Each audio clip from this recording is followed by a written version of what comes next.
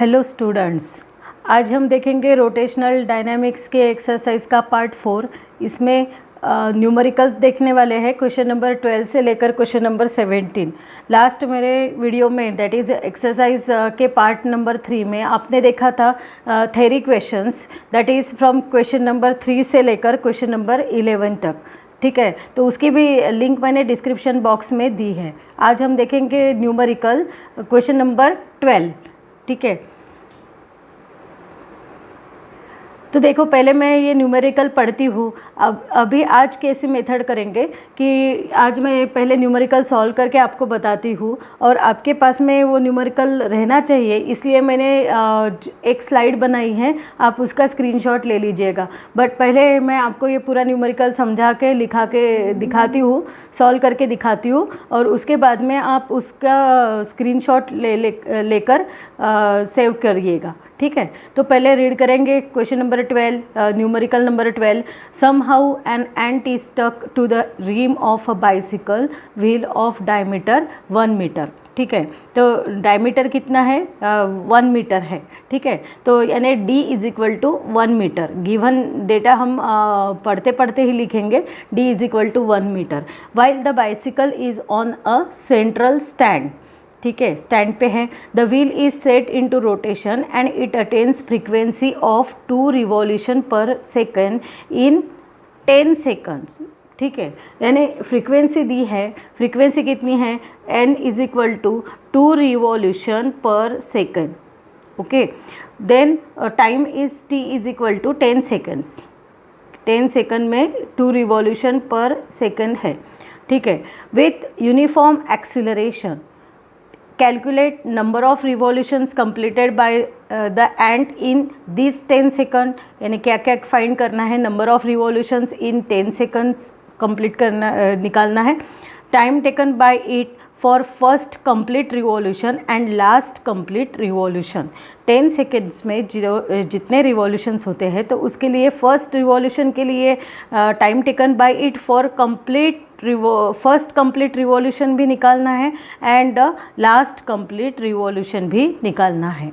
ठीक है, तो समझ में आया कि ant is stuck to the rim of a bicycle having the diameter 1 metre ये दिया है।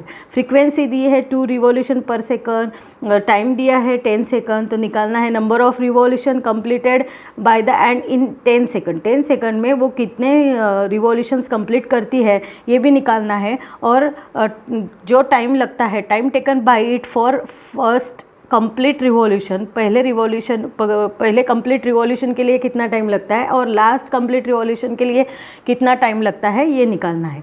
ओके, ठीक है, तो अभी सॉल्व करना शुरू कर देते हैं। हाँ, तो जो गिवन था मैं फिर से यहाँ पे लिखती हूँ। गिवन क्या है? गिवन था diameter it is denoted by d and it is 1 metre दिया था। ओके, और रेडियस कितनी दी है? Radius r is equal to क्या आएगा? डायमीटर से रेडियस निकाल सकते हैं, तो it is equal to 0.5 metre. ठीक है, क्योंकि d is equal to twice r रहता है, आपको मालूम है। Diameter is equal to twice r। तो रेडियस निकाली। इसके बाद में टाइम कितना दिया है? t is equal to 10 seconds दिया है टाइम। और फ्रीक्वेंसी कितनी दी थी? n is equal to 2 revolution per second. Okay, this is frequency. अब फाइंड क्या करना है? फर्स्ट फाइंड करना है, यहाँ पे मैं लिखती हूँ टू फाइंड। पहले फाइंड करना है to find number of revolutions. First find करना है number of revolutions, number of revolutions completed by ant, completed by ant in t is equal to 10 second. ये निकालना है। ठीक है, 10 सेकंड में वो कितने रिवॉल्यूशन कंप्लीट करती है ये निकालना है। सेकेंडली निकालना है time taken for first revolution, time taken for first revolution निकालना है एंड कितना, और थर्ड नंबर पे निकालना है time taken time taken for last revolution. Okay, ये तीनों निकालने हैं। ठीक है, तो अब एंट कहाँ पे है? इट इज़ स्टक हुई है, यानी वो स्टक हुई है रिम ऑफ द व्हील को, बाइसिकल के व्हील के रिम को वो एंट स्टक हो गई है। So therefore revolutions completed by the wheel is equal to revolutions completed by the ant, क्योंकि एंट वहाँ पे स्टक हो गई है, इसलिए रिवॉल्यूशन व्हील के जितने होते हैं, तो यहाँ पे मैं लिखती हूँ revolutions completed by wheel it is equal to, दोनों के सेम ही रहेंगे ना, क्योंकि एंड क्या हो गई है? स्टक हो गई है। रिवॉल्यूशंस कंप्लीटेड बाय एंट। ओके, यहाँ तक समझ में आया? उसके बाद में अब कितने रिवॉल्यूशंस है? It is n is equal to 2 revolutions per second. Okay, तो अब यहाँ इस फॉर्मूला से अपने को ओमेगा की वैल्यू निकालनी है। ओमेगा क्या रहता है? Omega is equal to 2 pi n निकालेंगे, यानी इट इज़ 2 पाई n की वैल्यू दी है 2, it is 4 pi radian per second. ये क्यों निकाला है? क्योंकि आपको अल्फ़ा निकाल के नंबर ऑफ़ रिवॉल्यूशंस निकालना है ना, तो अल्फ़ा के लिए अल्फ़ा निकाल के ही नंबर ऑफ़ रिवॉल्यूशंस निकाल सकते हैं। देखो कैसे निकालना है, रेडियन पर सेकंड, ये ओमेगा की वैल्यू आ गई है। हर बार ये यूनिट लिखना बहुत बोर्ड एग्ज़ाम में ज़रूरी है। अगर आप आंसर को यूनिट नहीं देते हैं, आपका आंसर राइट भी है, तो भी अगर यूनिट नहीं है तो आपका हाफ मार्क्स कट हो सकता है। ये बोर्ड एग्ज़ाम के लिए है रूल। ओके, तो देखो ये हो गया, इसीलिए यहाँ पे अपने को ओमेगा की वैल्यू मिल गई है। ओके, तो अब इनिशियली व्हील कैसा है? इनिशियली रेस्ट पोजीशन पे है, साइकिल पहले चलती नहीं है, तो इसलिए initially suppose the wheel is at rest है, तो initial velocity, initial angular velocity it is denoted by omega 0, it is equal to 0। ठीक है, तो ये लॉज ऑफ मोशन यूज़ करेंगे। जैसे v is equal to u plus a t रहता है, तो यहाँ पे u की v is equal to u plus a t जो इक्वेशन है, इसको कन्वर्ट करेंगे। ये v इज़ इक्वल टू मैं लिख के रखती हूँ u प्लस ए टी, तो v की जगह आएगा ओमेगा, लीनियर के जगह angular. u is initial velocity here, omega 0 is initial velocity, plus a की जगह आएगा अल्फ़ा t। ओके, ये बन गया अपना laws of motion in rotational motion में का। ठीक है, तो ओमेगा की वैल्यू कितनी आ गई है? 4 पाई निकाली है, 4 पाई। ठीक है, it is equal to omega 0, it is initial velocity 0, plus alpha निकालना है, t is 10 second. Then we get alpha is equal to, alpha की वैल्यू मिलती है 0.4 पाई। क्या है? इसका यूनिट लिखना बहुत ज़रूरी है। अगर आप बोर्ड एग्ज़ाम में यूनिट नहीं लिखते हो तो आपके मार्क्स कट हो सकते हैं। Radian per second square. ठीक है, अल्फ़ा की वैल्यू आपको मिल गई है। ओके, उसके बाद में अब नंबर ऑफ़ रिवॉल्यूशंस, पहला पॉइंट निकालना है नंबर ऑफ़ रिवॉल्यूशंस का, completed by the ant in t is equal to 10 second. कितने रिवॉल्यूशंस वो कंप्लीट करती है, नंबर ऑफ़ रिवॉल्यूशंस को निकालना है। Okay, number of revolution short में लिखती हूँ, completed by the ant completed will be given by, direct लिखती हूँ, विल बी गिवन बाय। अब अपना इक्वेशन था kinematical equation, s is equal to u t plus half a t square, तो s की जगह आएगा theta, s is equal to u t, u की जगह आएगा omega 0 t plus half, a की जगह आएगा अल्फ़ा, यहाँ पे एंगुलर एक्सेलरेशन आएगा t स्क्वायर। ठीक है, तो यहाँ पे आएगा ओमेगा 0 इज 0, t भी 0 हो जाएगा, प्लस हाफ अल्फ़ा की वैल्यू निकाली है 0.4 और t स्क्वायर इज़ 100 है ना, t की वैल्यू 10 है, t square is 100। So we get theta is equal to, theta की आंसर डायरेक्ट लिखती हूँ 20 पाई। थीटा का आंसर ये यहाँ पे 0.4 पाई आएगा। अल्फ़ा की वैल्यू 0.4 नहीं है, सिर्फ 0.4 पाई है, तो इसलिए यहाँ पे आंसर आएगा, थीटा की वैल्यू क्या आएगी 20 पाई।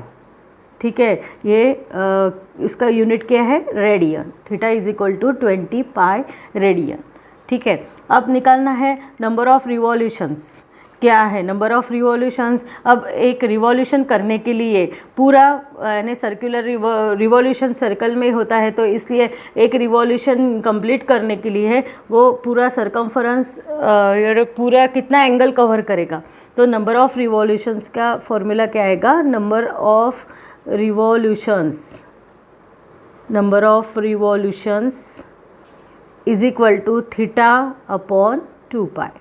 ओके, तो it is equal to, theta की वैल्यू अभी निकाली 20 pi upon 2 pi. Answer is 10 revolutions. ठीक है, ये निकाला आपने, 10 रिवॉल्यूशंस मिले। ठीक है, अब निकालना है for first revolution distance covered क्या रहता है? एक रिवॉल्यूशन के लिए डिस्टेंस कवर रहता है 2 पाई। पूरा एक रिवॉल्यूशन होना है तो डिस्टेंस कितना कवर होगा? 2 पाई होगा। तो यहाँ पे मैं लिखती हूँ for first revolution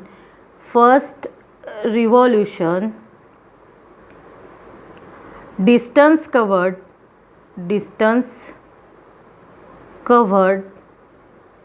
will be 2 पाई।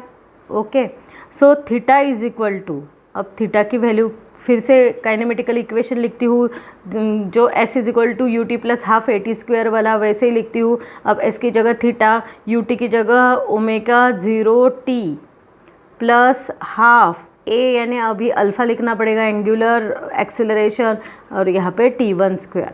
ठीक है, इसको t1 बोलेंगे। और थीटा की कंप्लीट कितना डिस्टेंस होता है? देखो यहाँ पे मैंने लिखा ही है कि for first revolution distance covered will be 2 pi. So theta क्या हो गया? 2 पाई हो गया। It is equal to initial velocity 0 plus half, alpha की वैल्यू आएगी 0.4 पाई अभी निकाली हमने।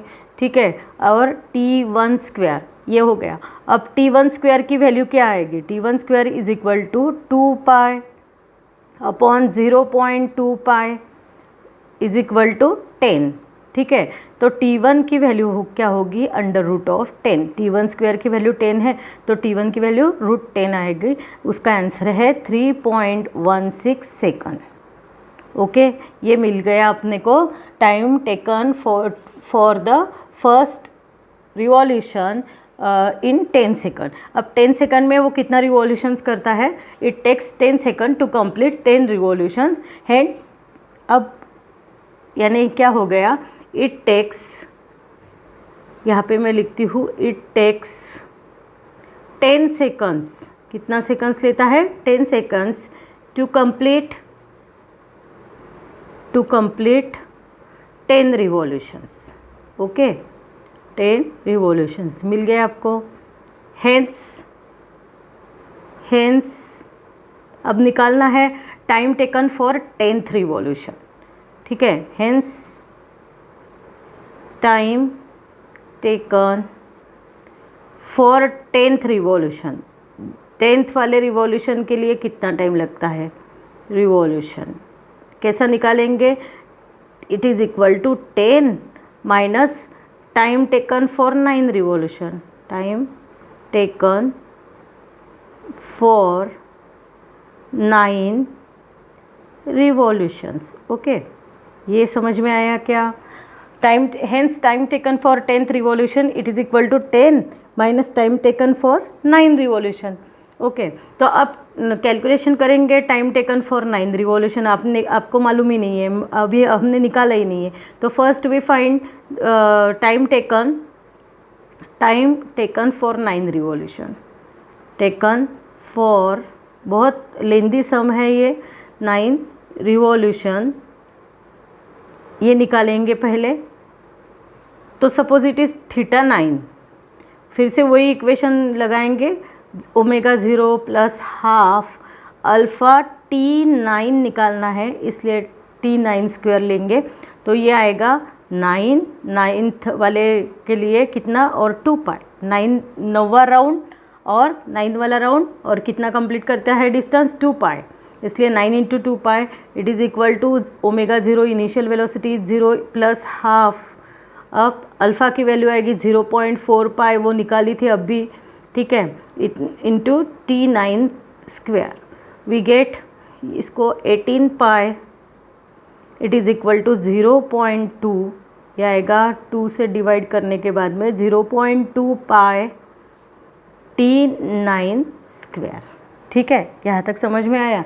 फिर T9 स्क्वायर क्या वैल्यू क्या आएगी, T9 square is equal to 18 pi, और ये 0.2 पाई उसके नीचे 18 पाई अपॉन 0.2 पाई। तो नेक्स्ट स्लाइड पे लिखती हूँ मैं ये, हाँ, यानी T9 square is equal to 18 pi upon 0.2 pi. Okay, it is equal to pi pi cancel, it is equal to 90। अब 90 को लिखेंगे 9 इंटू 10 इज इक्वल टू 90, तो यहाँ पे लिखेंगे, उसको कन्वर्ट करेंगे अंडर रूट ऑफ 9 इंटू 10। अब इसका स्क्वायर रूट निकालो, T9 चाहिए ना, T9 की वैल्यू क्या आएगी, T9 इज इक्वल टू √9 की 3 √10, it is equal to 3 into √10 की वैल्यू अभी निकाली, कुछ √10 आप रूट वाली वैल्यूज़ लर्न ही कर लो, यानी देखने की ज़रूरत नहीं। √10 की वैल्यू 3.16 ये लर्न ही कर लो, 94.4868 सेकंड्स। ओके, ये हो गया अपना टाइम टेकन फॉर 9 रिवॉल्यूशंस। अब 10th रिवॉल्यूशन का निकालना है, time taken for 10th revolution, time taken for 10th revolution. अभी फॉर्मूला लिखा था, क्या है, it is equal to T, यानी उसको ही क्या बोल लेंगे, T लास्ट वाला, it is equal to T10 minus T9। अभी T9 मिला है, 10 minus 9.4868 it is equal to 0.5132 seconds, यानी it is nearly equal to 0.52 seconds. This is the final answer.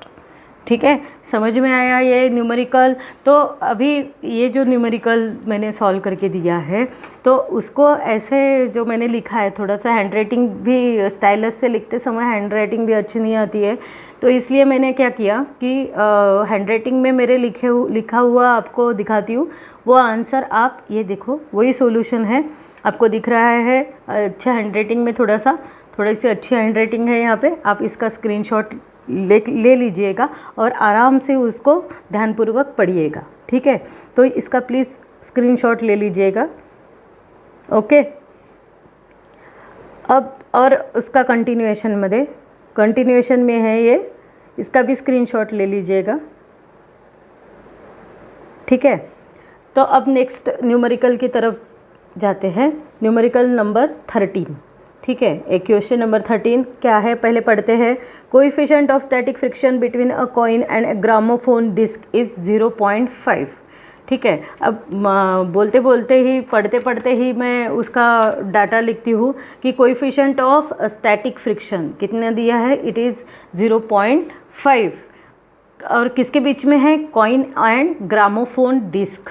ठीक है, कॉइन है एक और ग्रामोफोन डिस्क है, तो उसके बीच का जो फ्रिक्शन है, it is denoted by given, लिखती हूँ मैं पहले, it is mu is equal to 0.5। Okay, then radius of the disc is 8 centimetre. Radius, disc की रेडियस दी है, सपोज RD लिखती हूँ मैं इसको 8 सेंटीमीटर, आप R भी लिखा तो भी चलेगा। ओके, देन ये हो गया radius of the disc. Then initially the centre of the coin is 5 centimetre away from the centre of the disc. अब देखिए, मैं यहाँ पे एक डायग्राम निकालती हूँ, कैसी डायग्राम रहेगी, suppose this is a disc, ये अपनी डिस्क है, ग्रामोफोन डिस्क, और ये है अपना एक्सिस ऑफ रोटेशन। ओके, तो ये है अपना सेंटर, और डिस्क का रेडियस दिया है, डिस्क की रेडियस है R। आर की वैल्यू दी है 8 सेंटीमीटर। अब क्या बोला है, initially the centre of the coin is pi centimetre away from the centre of the disc. जो कॉइन है उसका सेंटर कितने अंतर, suppose this is a coin on the disc, disc पे ये कॉइन रखा है तो उसका सेंटर ये डिस्क के सेंटर से suppose it is pi centimetre away है। ओके तो रेडियस क्या हो गया कॉइन का, it is R is equal to pi centimetre. ठीक है, यानी अब सेंटीमीटर का मीटर में यहाँ पे भी कन्वर्ट करना है। आर का आर डी का आर क्या आता है 8 × 10⁻⁻2 मीटर। वैसे ही इसका भी क्या आएगा, it is equal to pi × 10⁻⁻2 metre. Okay समझ में आया। तो क्या निकालना है, देखो at what minimum frequency will it start slipping from there. Minimum frequency निकालनी है सो दैट वो स्लीप कितने मिनिमम फ्रीक्वेंसी पे होता है, तो मिनिमम फ्रीक्वेंसी निकालनी है। तो सपोज इट इज़ n1 निकालनी है, क्योंकि आगे भी देखो by what factor will the answer change if the coin is almost at the rim. अगर कॉइन जो है बाद में, अगर ये जो कॉइन है अगर ये रिम पे यानी ये यहाँ पे है अभी कॉइन, सपोज ये कॉइन अगर ये एकदम एज पे है, रिम पे है, तो ये जो है डिस्टेंस ये अब यानी it is equal to R of disc is equal to no R of radius of disc is equal to radius of the coin हो जाएगा। ठीक है, क्योंकि कॉइन अब कहाँ पे हो गया, यहाँ पे है, तो उसका भी क्या निकालना है, by what factor will be the answer change if the coin is almost at the rim. तो उसका भी n2 निकालना है कि फैक्टर क्या आएगा, यानी n2 और n1 के बीच में क्या रिलेशन रहेगा, n1 से n2 कितने फैक्टर से ज़्यादा रहेगा। तो वो ये है, यहाँ पे g की वैल्यू यूज़ करनी है पाई² मीटर पर सेकंड स्क्वायर। अगर दी है तो g को यही यूज़ करना है। ओके तो ये गिवन था, ये समझ में आया ना। कॉइन कहाँ है अपना, जो सेंटर ऑफ डिस्क है उससे पाई सेंटीमीटर अवे है। So radius of the disc 8 centimetre दी है आपको, और रेडियस ऑफ द कॉइन क्या है, पाई सेंटीमीटर। ठीक है, तो फर्स्ट कंडीशन देखेंगे, फिर ये सेकंड वाले डायग्राम देखेंगे। फर्स्ट वाले डायग्राम की कंडीशन देखेंगे।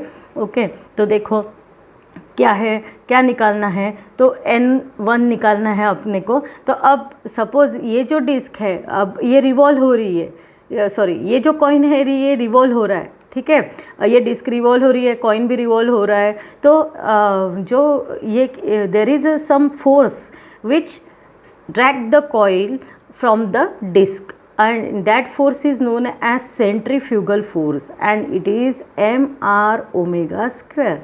ठीक है, वो क्या कर रहा है, खींच रहा, बाहर फेंक रहा है कॉइन को रोटेट होते होते। तो उसको कौन बचाता है, there is some force which is known as frictional force which balances और which protect the coin from slipping.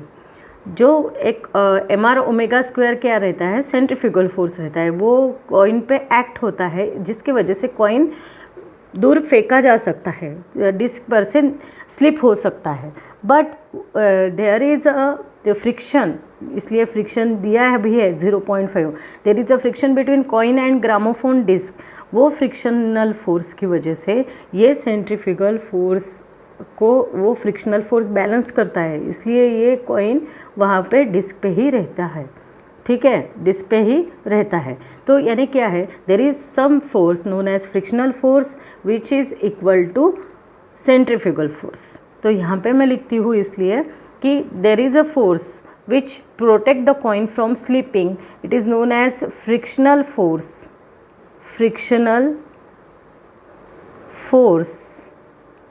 which is equal to centrifugal force। Centrifugal force वो किसके इक्वल है, सेंट्रीफ्यूगल फोर्स से। Frictional force μmg is equal to centrifugal force is mr²। Okay तो mu की value दी है 0.5, m दिया नहीं है तो m और m कैंसिल ही होने वाला है। ठीक है, तो g की वैल्यू दी है पाई², गिवन में दिया है pi. Okay it is equal to R की वैल्यू दी है, देखो पाई दी है, आर की वैल्यू क्या दी है, r is equal to pi into 10⁻⁻², यहाँ पे आपको दिखाई दे रहा है आर की वैल्यू क्या है, पाई इंटू 10⁻⁻² मीटर।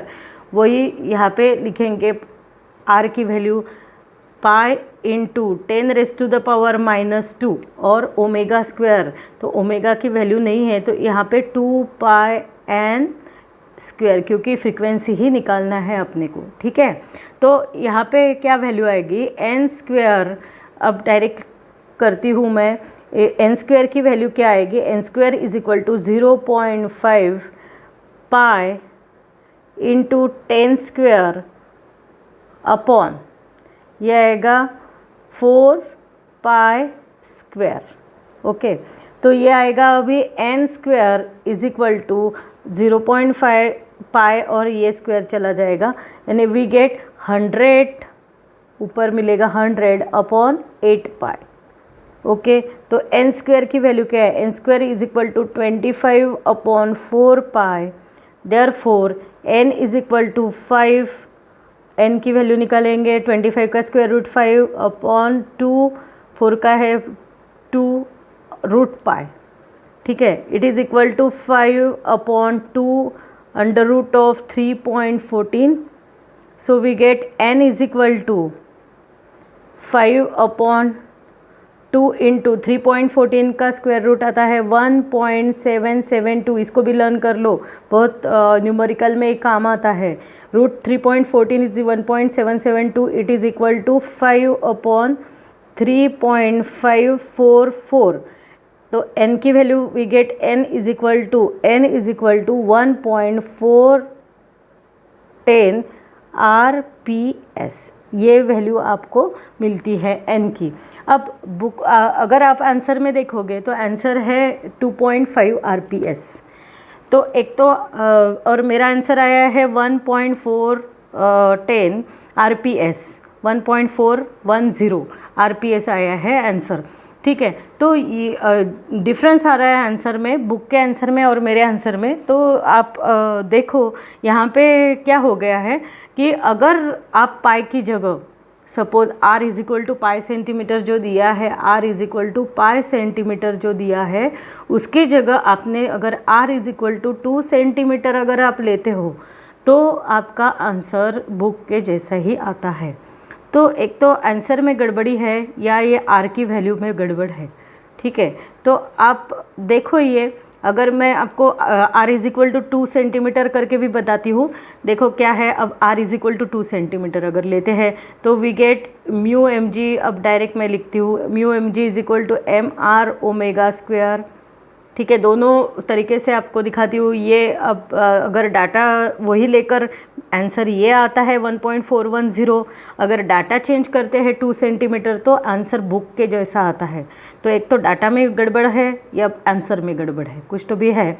तो m कैंसिल होता है यहाँ पे, तो we get 0.5 into pi square, it is equal to, अब r की वैल्यू मैं 2 लेती हूँ, 2 इंटू 10⁻⁻2 और ओमेगा स्क्वायर इज़ 4, डायरेक्टली लिखती हूँ 4 पाई स्क्वायर n², ठीक है। तो it is equal to n² की वैल्यू लिखती हूँ, n² is equal to 100 upon 16, so n is equal to 10 upon 4, so n is equal to 2.5 RPS।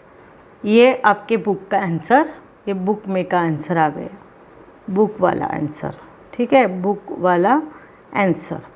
यानी आप अगर डाटा चेंज करते हो, r is equal to 2 centimetre लेते हो तो ही बुक वाला आंसर आता है, अदरवाइज़ बुक में से r is equal to pi ही डाटा रखते हो, r is equal to pi centimetre अगर रखते हो तो ये आंसर आता है, ठीक है। तो एक तो आंसर की तरफ ध्यान मत दो, जो डाटा है उसमें से आंसर निकालो, होगा बुक के आंसर को मैच नहीं होगा, फिर भी वो डाटा लेकर आपने जो सॉल्व किया है वही सब सॉल्व करेंगे, ठीक है। तो ये मैंने सिर्फ आपको बताया, आपको लगेगा मैंने रॉन्ग करके दिया, तो ऐसा नहीं है। जो डाटा में प्रॉब्लम है या नीचे वाला आंसर में प्रॉब्लम है, पर अगर नीचे वाला आंसर 2.5 RPS के जैसा आना चाहिए, तो डाटा चेंज करना पड़ेगा। r is equal to 2 centimetre लेकर मैंने ये सॉल्व करके आपको बताया है। ठीक है, अब सेकंड कंडीशन क्या है कि सेकंड कंडीशन थी कि अगर वो कॉइन स्लिप होते होते अगर रिम की तरफ आ गया, यानी मैं डायग्राम निकाल के आपको बताती हूँ कि सपोज़ ये डिस्क है, ग्रामोफोन डिस्क है।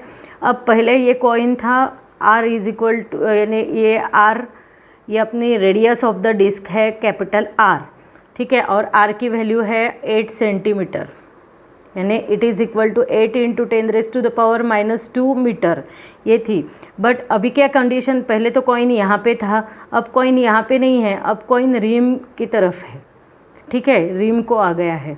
तो अब उसकी रेडियस क्या बन गई, इसकी रेडियस बन गई small r is equal to capital R।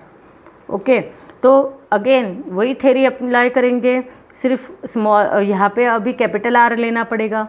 ठीक है, तो क्या आएगा, mu M G is equal to M R omega square. Okay, तो म्यू की वैल्यू 0.5, एम कैंसल, जी की वैल्यू है pi square, it is equal to R लेंगे 8 इंटू 10⁻⁻2 और pi square is omega square is 2 pi n square, यानी we get 0.5 है, 0.5 into pi square. तो अब इसको सॉल्व करते हैं, we get n square is equal to, ये आएगा 1/8 मल्टीप्लाइड बाय 1/8। इसको आप सॉल्व करके देखो, ऐसा ही आएगा। There n is equal to 10/8, ऐसा आएगा answer. It is equal to 5/4, that is it is equal to 1.25 RPS। Okay, 1.25 RPS। अब बुक के थ्रू जाते हैं तो N2/N1 कैसा आता है, N2/N1 is equal to 1.25, N2/2.5 ही लेते हैं सपोज बुक के जैसा ही, तो इट इज़ 1/2। ठीक है, तो therefore we write N2 is equal to 1/2 N1। Okay, this is the answer. समझ में आया? तो अभी ये आपको जो मैंने लिखा हुआ है, तो आपको अगर स्क्रीनशॉट लेना हो तो इसलिए मैंने नोट्स लिखी है, आप ये सॉल्यूशन का स्क्रीनशॉट ले लो। ठीक है, तो इसका स्क्रीनशॉट ले लीजिएगा। ओके, इसका नेक्स्ट ये यहाँ पे मैंने करके बताया है, ये वाला, इसका स्क्रीनशॉट ले लीजिएगा। ठीक है, अब इसका नेक्स्ट पार्ट, इसका भी स्क्रीनशॉट ले लीजिएगा। Okay, this is the final answer. आपको जैसे आंसर से ज़्यादा मेरा कहना है कि method, how to solve the numerical, अगर ये टाइप का न्यूमेरिकल आता है तो कैसे सॉल्व करना चाहिए, तो ये आपको मेथड समझ में आनी चाहिए। आप ये मत देखो कि बुक में ये आंसर दिया है और ये कैसे निकाला, थोड़ा सा प्रिंटिंग मिस्टेक है। अभी 1-2 प्रॉब्लम आगे के भी ऐसे है कि थोड़े से आंसर चेंज आता है, आपको भी वो मैं बताती हूँ कैसा है। ठीक है, समझ में आया? अब नेक्स्ट क्वेश्चन की तरफ जाएंगे। Question number 14। ठीक है, मैं रीड करती हूँ। Part of racing track is to be design for a curvature of 72 metre. ठीक है, यहाँ पे कर्वेचर यानी क्या है, दिस इज़ द रेडियस। तो रेडियस कितनी दी है, गिवन में पढ़ते पढ़ते ही गिवन लिखना चाहिए, यानी अपने को फॉर्मूला रिकॉल होता है। तो आर की वैल्यू दी है, इट इज़ 72 मीटर। ठीक है, तो we are not recommending the vehicles to drive faster than 216 kilometre per hour. तो अब वहाँ पे कितनी रिस्ट्रिक्शन है व्हीकल को, ऐसा रिस्ट्रिक्शन है कि 216 किलोमीटर पर आवर से फास्टर जाना नहीं चाहिए, आर नॉट रिकमेंडिंग। ठीक है, व्हीकल की स्पीड 216 किलोमीटर पर आवर के से ज़्यादा नहीं जानी चाहिए, इसलिए v की वैल्यू क्या है, v speed 216 kilometre per our. अब इसको मीटर पर सेकंड में कन्वर्ट करना है, तो 216 मल्टीप्लाइड बाय मीटर के किलोमीटर का मीटर में करने के लिए 1000 से मल्टीप्लाई करो, और सेकंड में कन्वर्ट करने के लिए आवर का 3600, यानी इसको अगर कैंसिल करते हैं, यानी इसको क्या मिलता है, 216 मल्टीप्लाइड बाय 5/8। 18। तो ये एक टैक्ट याद रखिएगा, किलोमीटर पर आवर में से मीटर पर सेकंड में कन्वर्ट करना है तो सिर्फ 5/18 से आपने मल्टीप्लाई कर दिया तो भी उसका कन्वर्शन हो जाएगा। इतना 1000/3600 करने की ज़रूरत नहीं, डायरेक्ट 5/18 से मल्टीप्लाई कर दीजिएगा, ठीक है। तो it is equal to 1080/18, it is equal to 60 metre per second. ये v की वैल्यू निकाली है, ठीक है। आगे के पढ़ते हैं, with what angle should be the road be tilted. अब क्या निकालना है, angle, banking of angle, angle कितने रोड कितने एंगल से टिल्ट किया गया है। तो first we have to calculate angle at which road be tilted, ये निकालना है, ठीक है, ओके। देन सेकेंडली देखो, बाय व्हाट हाइट भी निकालनी है। Height will its outer edge be with respect to the inner edge if the track is 10 metre wide, यानी विड्थ भी दी है ट्रैक की। तो सेकेंडली का क्या निकालना है, हाइट निकालनी है, height of outer edge of road, ये निकालना है with respect to inner edge, ठीक है। इट इज़ इक्वल टू ये निकालना है, और विड्थ कितनी दी है, width it is equal to width of road is 10 metre, ठीक है। तो ये गिवन डाटा आपका हो गया है कंप्लीट। तो ये हाइट सपोज h से डिनोट करेंगे, h is equal to height निकालनी है, यानी पहले तो एंगल निकालना है, उसके बाद में हाइट निकालनी है, ठीक है। तो अब एंगल निकालने के लिए अब v है अपने पास में, रेडियस है आपके पास में, g है, तो इस पर से ही डाटा से ही आपको फॉर्मूला रिकॉल होना चाहिए। तो इसके लिए थ्योरी आप कंप्लीट रीड करो तो ही आपके फॉर्मूले लर्न हो जाएंगे, ठीक है। तो क्या आएगा, जिसमें थीटा का फॉर्मूला है, जिसमें v भी है r भी है, तो that formula is theta is equal to tan inverse of v square upon, मैंने कैपिटल लिया है इसलिए कैपिटल R G लिखती हूँ।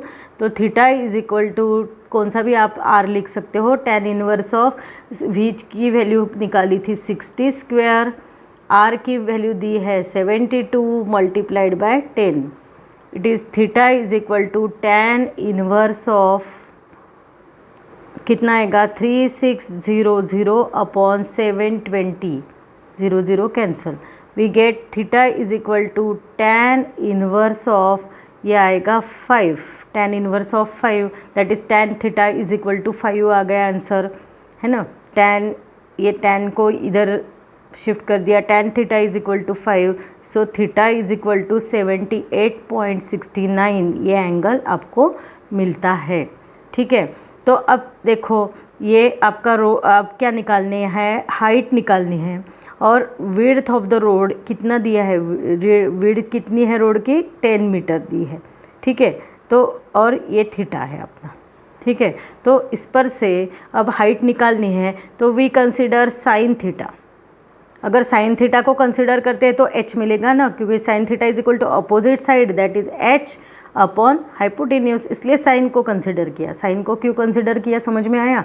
तो h is equal to 10 into sine of, theta की वैल्यू डालेंगे 78.69 degree, so we get 10 multiplied by 0 point, sine की 78.69 डिग्री आप लॉग टेबल में भी देख सकते हो, इट इज़ 0.980। सो h की वैल्यू क्या आ गई, therefore we get h is equal to 9.8 metre. This is the final answer. h भी निकाला और थीटा भी निकाला, ठीक है। तो समझ में आया ये न्यूमेरिकल कैसे सॉल्व करना है, इजी है। आप प्लीज़ रीड करते करते आप अपना जो डाटा दिया रहता है न्यूमेरिकल में वो राइट करते जाओ, यानी आपको सभी फॉर्मूले रिकॉल होते जाएंगे, ठीक है। तो this is the final answer. अब आपको अगर लिखना है तो उसके लिए ये स्क्रीनशॉट निकाल लीजिएगा। देखो ये मैंने हैंडराइटिंग में मेरे लिख के दिया है, प्लीज़ इसका स्क्रीनशॉट ले लो, ठीक है। इसका स्क्रीनशॉट ले लो। अब नेक्स्ट देखेंगे क्वेश्चन नंबर 15। स्क्रीनशॉट पूरा हो गया लेना। हाँ, क्वेश्चन नंबर 15 को रीड करती हूँ। The road in the question 14 above, अब वही 14 को कंसिडर करना है। Above is constructed as per the requirement. The coefficient of static friction between the tyres of a vehicle on this road is 0.8। Coefficient of static friction की value दी है 0.8। That is given, मैं यहाँ पे side में लिखती हूँ mu is equal to 0.8 दिया है। Coefficient of static friction mu s भी लिख सकते हो, ठीक है। तो will there be any lower speed limit, वहाँ पे कुछ लोअर स्पीड लिमिट है क्या? दैट इज़ वी मिनिमम की वैल्यू निकालनी है, लोअर स्पीड लिमिट की वैल्यू निकालनी है, ठीक है। By how much can the upper speed limit exceeded in this case, और अपर स्पीड लिमिट कितनी रहेगी, अपर स्पीड लिमिट कितनी एक्सटेंड हो सकती है, अपर स्पीड लिमिट क्या है ये निकालना है, ठीक है। रह सकती है क्या ये पूछा है, ठीक है। तो अब देखो इसको सॉल्व करेंगे, वही सब थीटा को यूज़ करना है अपना। Last tan theta is equal to 5 आया था, tan theta is equal to 5 को यूज़ करना है। पिछले 14 नंबर के क्वेश्चन में को कॉपी कर यानी उसका ही डाटा लेना है। tan थीटा की वैल्यू वही लेनी है, tan theta is equal to 5 लेना है। और g की वैल्यू कितनी ही लेनी है, g इज इक्वल टू अभी दिया नहीं है इसलिए 10 मीटर पर सेकंड स्क्वायर ले लेना है g की वैल्यू, ओके। तो ये है अपना डाटा। तो आर रेडियस से 14 नंबर के क्वेश्चन में रेडियस की वैल्यू दी थी 72 मीटर, वही लेनी है। r is equal to 72 metre. तो v मिनिमम का फॉर्मूला, इसके लिए वही मैंने बोला है पूरी थ्योरी आप करो, यानी आपको फॉर्मूले रिकॉल होंगे। तो v मिनिमम का फॉर्मूला मैं यहाँ पे लिखती हूँ, v minimum is equal to under root of R G into bracket tan theta minus mu S divided by 1 plus mu S tan theta, okay. ये हो गया v मिनिमम की value. It is equal to under root of 72, r की value 72, g की value 10 into bracket tan theta is 5 minus mu की value 0.8 upon 1 plus 0.8 into 5, ठीक है। तो ये हो गया। It is equal to under root of 720 into 4.2 आ गया ये सब्ट्रैक्शन अपॉन 1 प्लस ये मल्टीप्लिकेशन 4 हो गया, ठीक है। इट इज़ इक्वल टू, इसको सॉल्व करने के बाद में 3024 upon 5 it is equal to under root of 604.8 answer आता है। इट इज़ इक्वल टू, इसका अगर स्क्वायर रूट निकालते हो तो 24.592 means it is nearly equal to 25 metre per second आता है, ठीक है। 25 metre per second, but answer है किलोमीटर पर आवर में आंसर है। तो उल्टा करेंगे, मैंने जैसे बोला था किलोमीटर पर आवर का कन्वर्शन मीटर पर सेकंड में करना है तो 5/18 से मल्टीप्लाई करना। अब यहाँ पे उल्टा करना है, 18/5 से मल्टीप्लाई करना, क्योंकि उल्टा कन्वर्शन है ना। अब मीटर पर सेकंड को किलोमीटर पर आवर में कन्वर्ट करना है। तो यहाँ पे आएगा it is equal to 24.592 multiplied by 3600 upon 1000 it is equal to 88.5312 kilometer per hour, that is it is equal to 80, nearly equal to 88 kilometer per hour। तो unit लिखना ज़रूरी है, आप यूनिट लिखो, ठीक है। अब अपर लिमिट पॉसिबल है कि नहीं ये केस में, तो अब आपका जो थीटा है वो it is greater than 45 degree. अगर ग्रेटर दैन और इक्वल टू 45 डिग्री अगर रहता है तो there is no upper limit exceeded in this case. अगर थीटा की वैल्यू कितनी आई थी, आप देखो tan थीटा 5 था, बट थीटा की वैल्यू अपनी आई थी नियर अबाउट 78.69 डिग्री आई थी। देखो 14 नंबर वाला क्वेश्चन देखो, 78.69 डिग्री आई थी अपनी थीटा की value. tan theta is equal to 5 लिया है, पर थीटा इज इक्वल टू 78.69 है value. So this theta it is as theta is greater than or equal to 45 degree, so we say that there is no upper limit exceed in this case. Okay, ये समझ में आया? पूरा numerical easy था। तो अब इसका आपको नोट्स चाहिए तो इसके लिए आप इसका स्क्रीनशॉट ले लो। सॉल्यूशन नंबर 15 इसका स्क्रीनशॉट ले लीजिएगा, ठीक है। तो ये हो गया अपना 15 नंबर का क्वेश्चन कंप्लीट। अब 16 नंबर के क्वेश्चन की तरफ जाते हैं। इसका स्क्रीनशॉट हो गया होगा तो मैं अगले क्वेश्चन की तरफ जाती हूँ। अगले 16 नंबर का न्यूमेरिकल में पढ़ती हूँ। ड्यूरिंग अ स्टंट, अब स्टंट है, a cyclist considered to be a particle, cyclist को कंसिडर किया है एक particle, is undertaking horizontal circles inside a cylindrical well. मौत का कुआं जो है उसका एग्जाम्पल है ये, जैसे ये सिलेंड्रिकल वेल है, उसके अंदर वो साइक्लिस्ट क्या कर रहा है, स्टंट कर रहा है। सपोज़ ये साइक्लिस्ट यहाँ पे है, ये साइक्लिस्ट है, सपोज़ ये स्टंट कर रहा है, तो वो क्या कर रहा है, inside the cylindrical well undertaking horizontal circles, वो क्या कर रहा है, हॉरिजॉन्टल सर्कल ले रहा है, ठीक है, साइकिल से। तो अब क्या है, if the necessary friction coefficient is 0.5, frictional coefficient that is mu S की वैल्यू कितनी दी है, 0.5 दी है, ओके। तो how much minimum speed should be stunt artist maintain, अब क्या निकालना है, मिनिमम स्पीड कितना मेंटेन रख सकता है ये निकालना है, V minimum, okay. Mass of the artist is 50 kg, mass कितना दिया है, mass of the artist m is equal to 50 kg, ये है गिवन, ठीक है। तो और इफ़ शी ही कोई भी रहता है, शी या ही कोई भी रह सकता है, increases the speed by 20%, how much will the force of friction be, अगर 20% अगर वो स्पीड एक्सीड करता है तो फोर्स ऑफ फ्रिक्शन, तो F को भी निकालना है, फोर्स ऑफ फ्रिक्शन कितना रहेगा ये भी निकालना है, ठीक है। तो अब पहले थ्योरी समझ लेते हैं कि ये मैन या ही और she doing some stunt inside this well and undertaking horizontal circle, ये हॉरिजॉन्टल सर्कल बना रहा है, ठीक है। तो ये suppose this is the centre of the circle and it gives the normal reaction towards the centre of the circle, यहाँ पे क्या रहेगा, नॉर्मल रिएक्शन। आप मौत का कुआं जो है स्पीयर ऑफ डेथ, उसका प्लीज़ थ्योरी रीड करिएगा, यानी आपको ये ज़्यादा अच्छे से समझ में आएगा। तो फ्रिक्शनल फोर्स कहाँ पे रहता है, यहाँ पे रहेगा, towards the wall of the ये वेल, तो यहाँ पे रहेगा फ्रिक्शनल फोर्स, और उसका वेट कैसा रहेगा, एक्टिंग, जो साइक्लिस्ट है उसका weight acting vertically downward. So frictional force कौन किसको बैलेंस कर रहा है, तो वेट mg को बैलेंस कर रहा है, ठीक है। तो F इज इक्वल टू क्या हो गया, mg हो गया, क्योंकि frictional force balances the weight mg।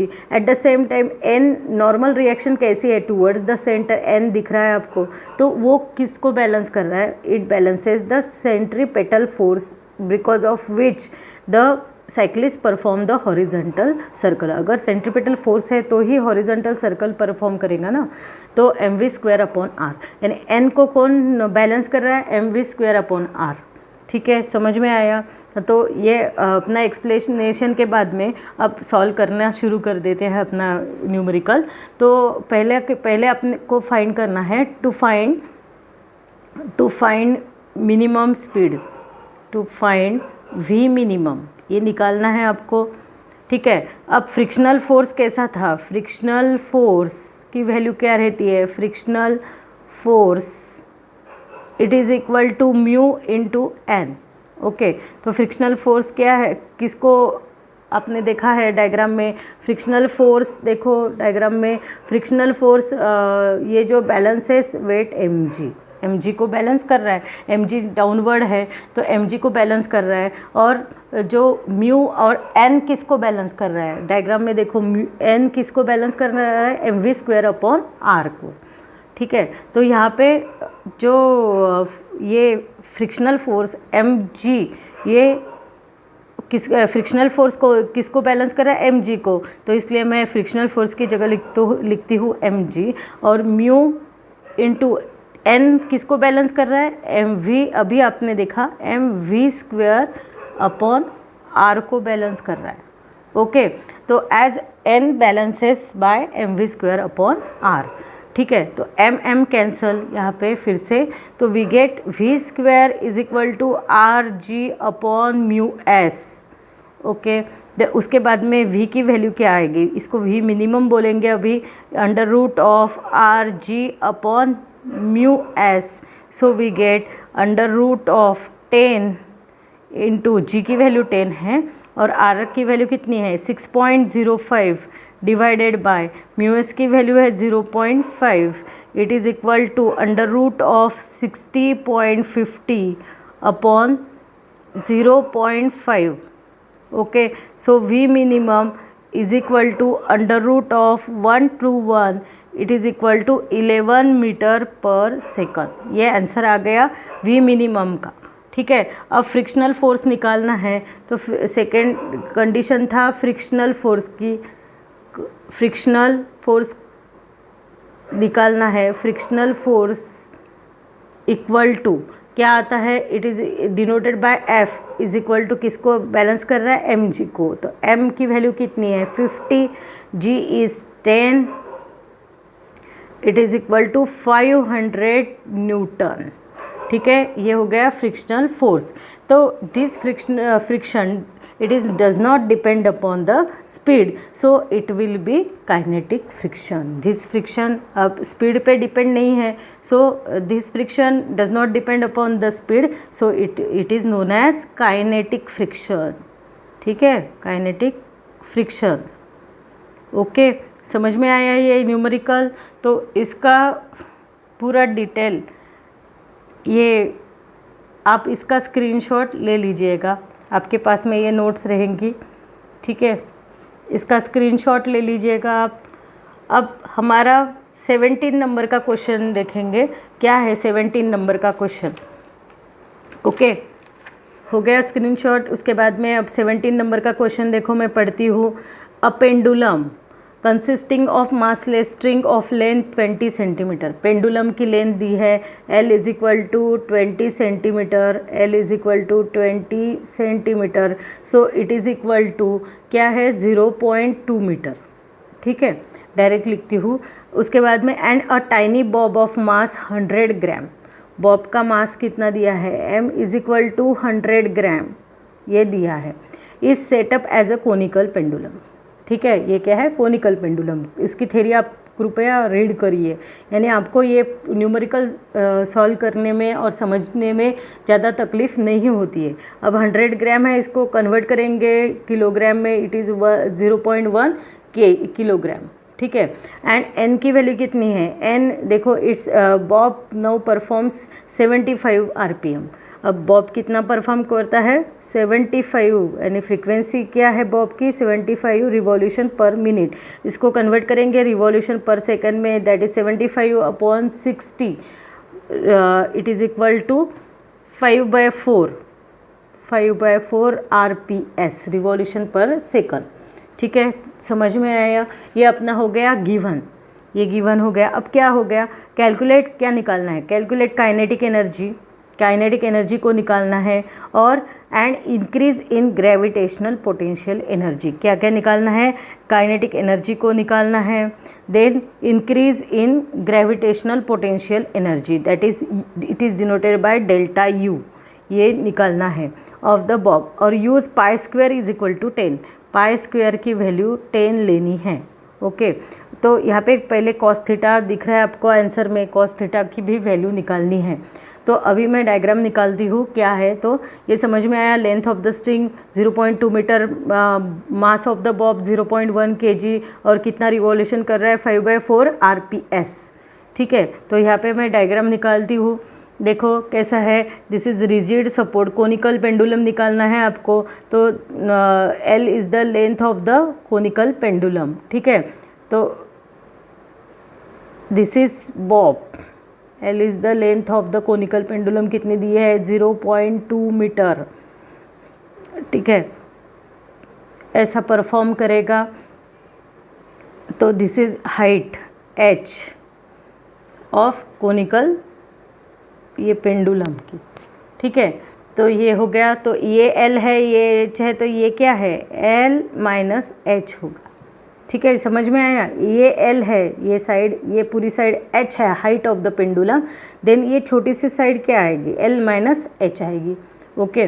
तो अब फिगर में से कॉस थीटा की वैल्यू निकालनी है। कॉस थीटा की वैल्यू क्या आएगी, अब थीटा यहाँ पे है आपका, cos theta is equal to क्या आएगा, adjacent side upon hypotenuse, h upon l। So h की वैल्यू क्या आएगी, h is equal to l cos theta, okay, h निकाला। वैसे साइन थीटा की वैल्यू क्या आएगी, sine theta is equal to r, this is the radius r upon l, opposite side क्या है, r upon l, r upon l। So it is equal to r is equal to l sine theta, okay.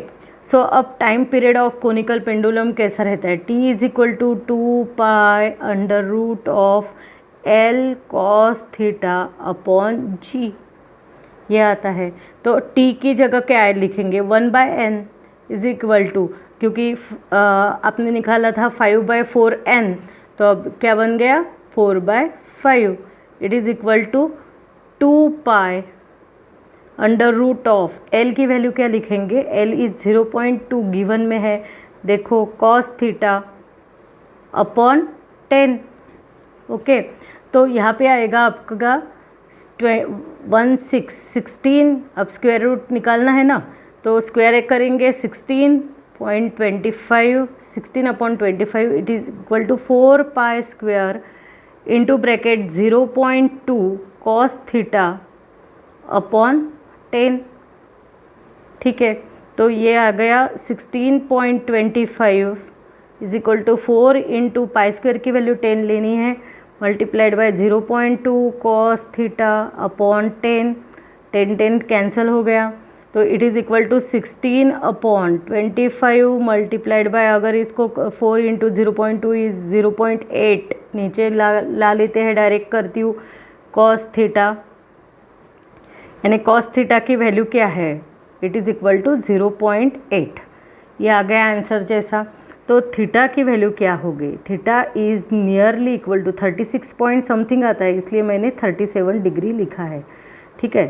Theta की value क्या है, it is nearly 37 degree, okay, ये समझ में आया। अब इसके ऊपर से अब थीटा मिल गया है, वी की वैल्यू निकालनी है, वी यानी स्पीड की वैल्यू निकालनी है, क्योंकि अपने को काइनेटिक एनर्जी चाहिए, kinetic energy is equal to half mv², तो इसके लिए वी चाहिए ना, तो v की वैल्यू निकालेंगे ये थीटा पर से, theta is equal to 37 degree मिला है आपको, ठीक है। तो v² is equal to rg tan theta, rg tan theta, ये फॉर्मूला यूज़ करेंगे, उसके लिए r की वैल्यू l साइन थीटा है ना, into g into tan theta, तो l की वैल्यू क्या है, it is 0.2 sine of 37 degree into G की वैल्यू कितनी है, जी की वैल्यू 10 दी है, 10 और tan of 37 degree, okay.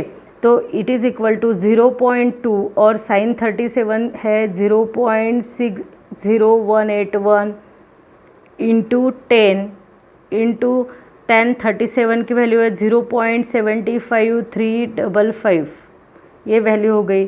So v² is equal to 0.9 answer आता है, ठीक है। तो काइनेटिक एनर्जी निकालनी है आपको, kinetic energy is equal to half mv², it is equal to half m की वैल्यू है 0.1 into 0.9, it is equal to 0.045 joule, ये आंसर आता है, ठीक है। आप करके देखो, यही आंसर राइट है, ठीक है, 0.045 ये आंसर आता है। अब क्या निकालना है, पोटेंशियल एनर्जी की भी वैल्यू निकालनी है। Increase in gravitational potential energy is given by the formula delta U is equal to gravitational potential energy m g और हाइट ये है ना H, MgH रहती है, तो इसे it is equal to Mg, और जो H की जगह अब D लिखते हैं, इसको